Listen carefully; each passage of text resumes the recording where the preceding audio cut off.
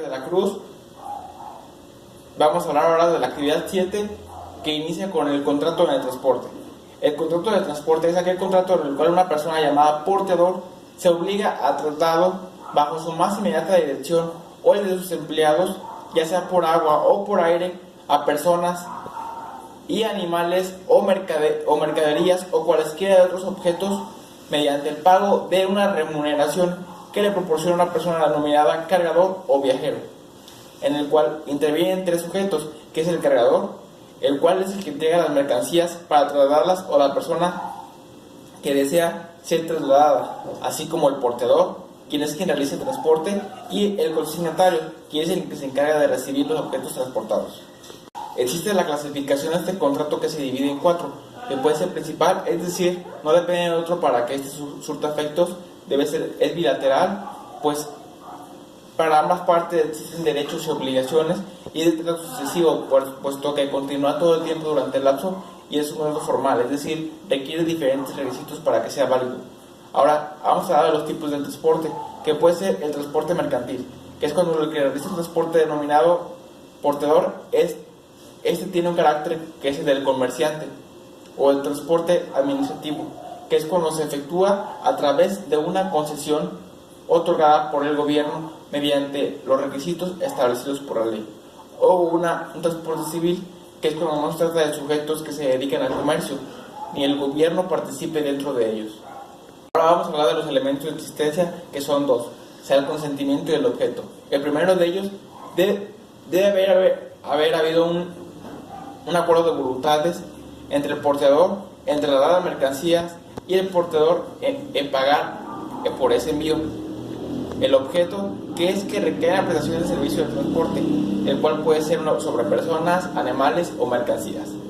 Ahora vamos a ver los elementos de validez, que el primero es la capacidad, que nos dice que el contrato de transporte exige la capacidad general para contratar, esto es, debe de ser mayor de edad y debe estar en plena voz de sus facultades mentales.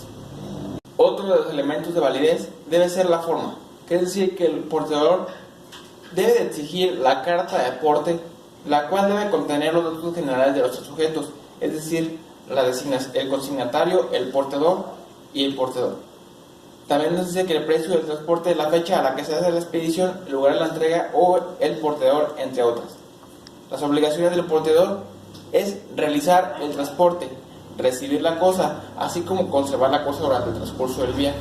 responder por infracciones que se hubieran realizado durante el transporte, expedir la carta aporte y manifestar los defectos de las cosas que tengan en el momento en el que se les entregaron y en el momento en el que vayan a ser entregadas. Las obligaciones del consignatario son recibir la cosa, así como pagar el precio, ya que en el momento en el que lo recibe es el encargado de pagar, y de firmar de recibido. Ahora, las obligaciones del cargador son las siguientes, que es entregar las cosas, pagar por el precio del transporte, así como reembolsar los gastos que se generen, o manifestar el contenido de los bultos que tengan las mercancías, o pagar por daños y perjuicios que se hubieran generado. Además, no debe exigir ninguna aceleración o retardo de que se haya hecho de la mercancía.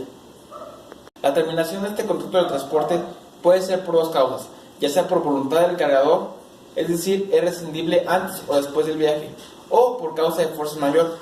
ya que haga que se realice no se puede realizar el viaje. Ahora, la prescripción de este contrato nos dice que las acciones que nacen del contrato de transporte, ya sean a favor o en contra de los porteadores o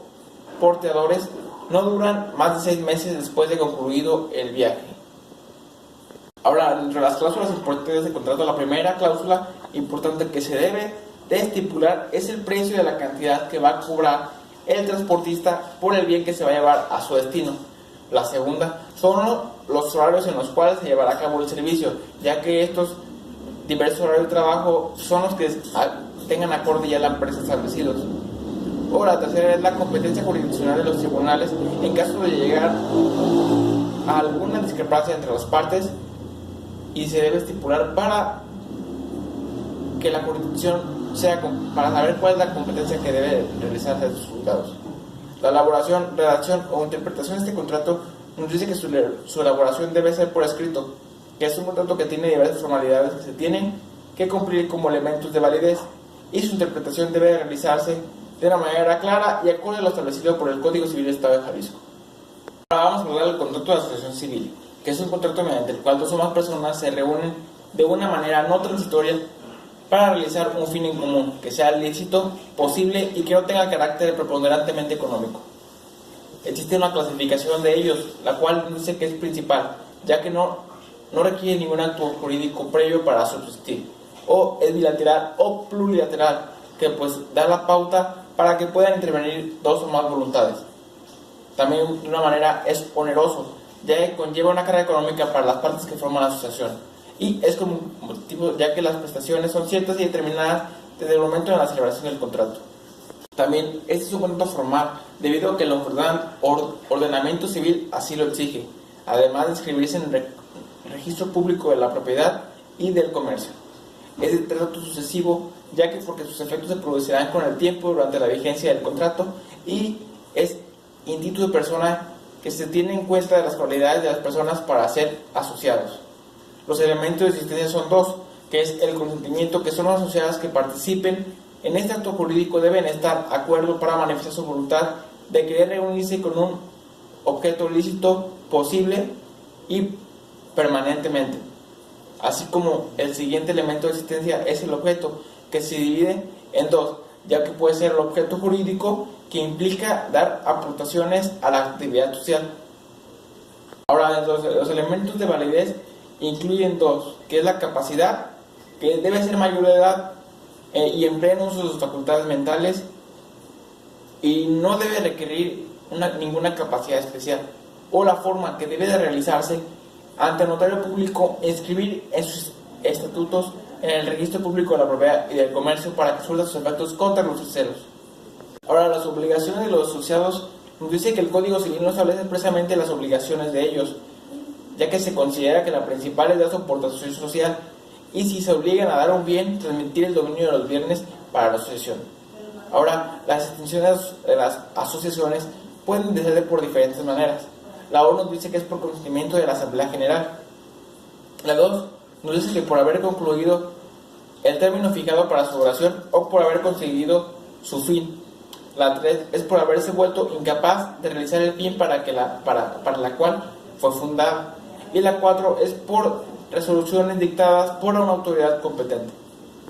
Ahora, en las cláusulas importantes de este contrato, nos dice que la cláusula más importante de este es la que menciona que los comparecientes, por sus propios derechos en este acto y por medio del instrumento, específicamente el contrato, constituyen una asociación civil, la cual será de fines lícitos y de carácter no transitorio. Ahora, el siguiente contrato del cual vamos a hablar es el contrato de sociedad civil, el cual, en este contrato, los socios se obligan a combinar sus recursos y esfuerzos para llegar a un fin de carácter preponderantemente económico, pero sin constituir una especulación comercial, mediante la aportación de sus bienes o industria o de ambos para dividirse las ganancias y las pérdidas entre los socios. Ahora, dentro de las características de este contrato, la primera es que es principal, debido a que la sociedad tiene existencia propia, pues no depende de ninguno para que subsista.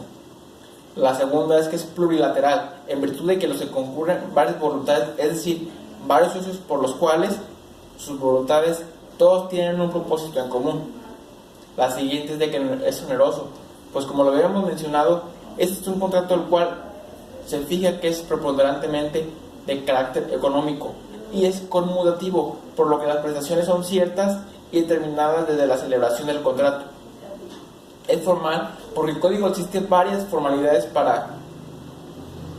que conste este contrato, como debe estar escrito en escritura pública. Esto es que un fedatario público debe dar fe del acto por el cual va a ser celebrado o inscrito en el registro público de sociedades civiles. De igual manera, es el tracto sucesivo, en razón de que sus efectos se producen con el tiempo, y es instituto personal,